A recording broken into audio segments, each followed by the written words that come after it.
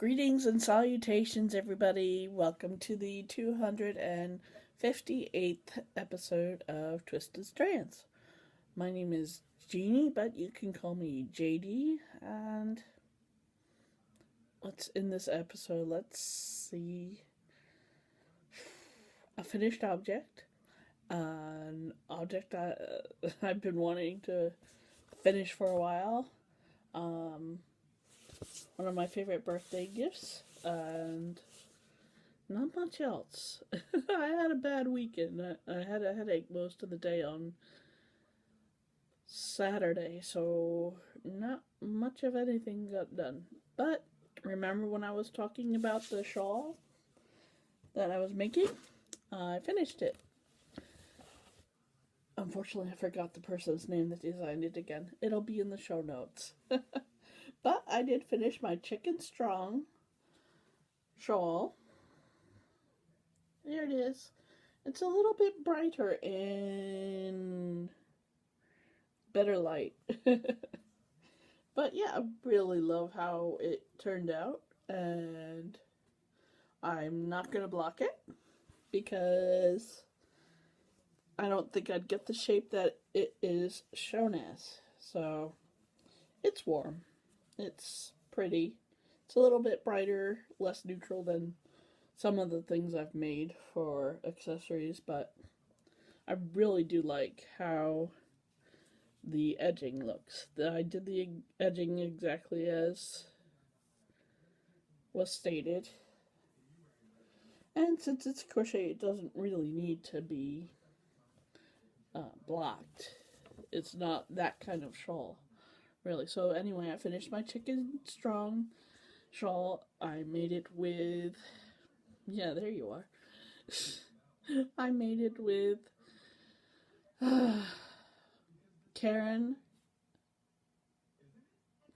Yeah, the Karen cakes. You know the ones you find in Joann's and Michael's and Walmart, I think. No, not Walmart. Actually, no, I'm wrong. Karen cakes are only sold at Michael's. Yeah, but everybody has their version. There's even local yarn stores / small box stores that have their own version of self-striping thicker yarns. It used to only be sock yarns and few and far between, but now you can get striping yarns and everything. And I like that. I really do like these kinds of yarns. I know I promised myself a long time ago that I would do color work and cables and textures, but I'm just having fun, you know? So what am I working on? I have a myriad of whips. I really do. Just so many that I'm really trying to chill the hell out and work on them one at a time, maybe. We'll see. But this is in a 1974 book from Burnett, On Your Toes. You might be able to find it. It's not exactly something I had to pay good money for, or a lot of money. I'm working on the yellow one. And as you can see, it doesn't have a heel turn. It's just ribbing. Ribbing and ribbing and ribbing and ribbing, and you spile it for a pretty special effect. This is in my Limitless Crafter bag here. Very pretty. Thank you, Kina. And here is the sock. It's made with A Good Day for Cupcake yarn. I think it's one of a kind, but she seriously has some gorgeous yarns if you can catch her at a fiber festival or on her Etsy store. But I was at a Christmas party and I had to make the difficult choice. Exchange the present of handspun yarn and something else that was awesome, or get this yarn and a pretty tray with a llama on it, and I decided on this stuff with the tray with the cute llama on it. I'm happy with my choice. And there it is. That's the design it makes, and I just knit until it's long enough. I think long enough is going to be about 15 inches because my foot is 9.5 inches in length, and I wear a size 7.5 to size 8 wide shoe. So it's great. It's stretchy. I'm looking to get above the ankle. So here we go. Gonna plug away at this. You know what I'm gonna do now? I'm gonna move my progress keeper. That is from Slap Your Llama. I think she's still in business. I hope she is. And it says, son of a bitch. Stop moving. Oh, of course, that's not. It says son of a bitch, trust me. She makes them out of shrinky dinks, something. Anyway, pretty cool. I'm really just relaxing with this sock. That's about it. Trouble with the sleep means I don't get enough sleep, or I feel like I always just want to curl up and die. I mean, sleep. So there is what I'm working on. I did bring my little weaving sampler. A few weeks ago, I went and took a course that the Weaving Guild, the Jockey Hollow Weaving Guild, was holding, and yeah, it was a lot of fun, and it really taught me a lot. I think this is where I started. Yes, this is where I started. So, the class was taught on these ancient looms, weaving looms that were for harness. And yeah, I learned very much, and this is my sample. Clearly, I picked the brightest yarns that I could have. So, it started out simple. And this side, yeah, this was the side that we did a little bit different with the heddles and stuff. I can't explain it any better, but I can do it better now. So here we go. This is the fun I had on a Saturday where we were afraid it would snow, but it didn't, thankfully. So that's the fun I had. This is cotton rug warp and string, so it'll last forever. And it's funny to me because the back is just as nice as the front, really. So that was the weaving sample that I got from my class. And that is it for this week. I kind of misplaced my cross stitch. And like I said, haven't been feeling great. But I think I kicked my cold out. I think I got rid of the cold, I hope. I really hate being sick. You know, I'm really sick when I don't do a lot of anything other than play games. I have been playing a lot of Sims. On to Stuff and Junk. Yeah, I have been playing a lot of Sims. I'm doing the 100 baby challenge, and it's a bit daunting because one of the stipulations of the challenge, you can only have a baby with a person once, a Sim once. Then you just ditch the relationship and move on to the next. So, yeah, gotta find someone for each pregnancy, and it's crazy. I know that sounds nuts for anybody who doesn't play The Sims. The Sims is just a sort of a simulation of life, and you can do various things, or you can do challenges, which people put out there, and you do the challenge, and, you know, it's fun. It's all fun. Except when you have more than 2 or 3 children in a household, and they drive you bonkers. Let me show you a birthday present I got. I asked, Dad and I are both bibliophiles. We love books. And Dad was asking me what I would like, one of the things I would like. And I said, Dad, I would love the Walden's Practical Needlework Deluxe Edition.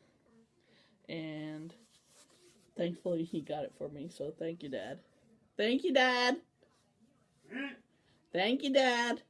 Right. So he got me this, and it came in this huge box because, oh goodness,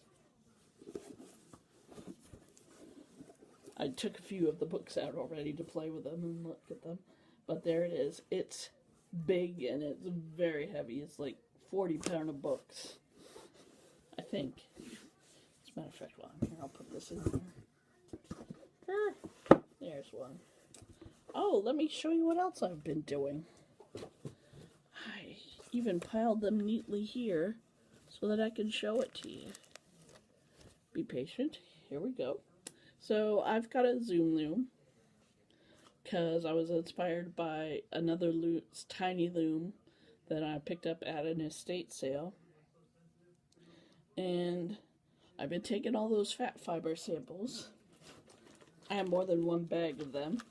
Fat fiber samples, and I've been Zoom looming them, and a sample is usually more than I need for 1 to 2 squares. And here are my most recent squares. I have others, but I don't know where they went. They just left, not the house, but they've certainly left my view. So I'm going to show you. This is one of my favorites because this is obviously hand-dyed yarn. Look how that came out. Came out in a perfect freaking plaid. I love this square. It's so neat. And then I got 2 squares and then a little bit more from another sample. This has gray with red. So I got 2 squares out of that. And then I think this is a Wandering Wool sample. I love this color. I think it's called Neapolitan or something. But here it is. This is the last one I made. I might get another out of the sample, I'm not sure. But I love the colors. Yeah, they ring a little more. It's a little brighter. Sorry about the lighting. I'll try and fix it for next week. So anyway, this is going to be either a blanket or a scarf. So that's what I'm working on. That's another thing that I like to do, and love this square. Isn't that so cool? Love how it came out, but I love the colors in this yarn. And now I'm overheated because of the dang scarf. Love making shawls. Sometimes I'm just not into it because it's hot. So anyway, that is another thing I'm working on the side. So, and I'm also got some sewing books from the library and this and that. I'm trying to cook more for us. And oh, my books. What have I been watching? I've been watching a lot more of Parks and Rec because I'm trying to catch up on it. Oop, 14 minutes. Been catching up on Parks and Rec and, of course, watching The Office whenever I feel the need. And that's it. I haven't been watching anything else except for the episodes that I've never seen on Parks and Rec. And I finished the vampire knitting novel. I think I told you that last week. I haven't started You Will Suffer. Part of my working on WIPs is I've been reading Trials of the Earth by Mary Mann Hamilton. And she is one of the first white women to be part of the development of the Mississippi Delta. And yeah, so that's her. That's what her autobiography is. So it's fascinating, sad, and very much racist. I kind of flinch whenever I see what she calls other people. It's like, oh, America. So much more to go. But we all know that. Ugh. Anyway, it's a knitting podcast. Yeah. Anyway, racism present in historical autobiographies aside, yeah, that's what I'm reading. I'm almost done with the book, and then I also picked up a true crime book on my iPad using the Library Cloud app, and so I'm hoping to read a true crime book that was written about hunting for the Golden State Killer. That's what I'm gonna try and read. I started it a few minutes ago, so um, not very into that yet. And another book I'm reading is Barracoon, written by Zora Neale Thurston. Forgive me if I say these wrong. I don't have it written down. So I'll write it down in the notes. You'll see it. So there we go. That's what I'm doing this past week.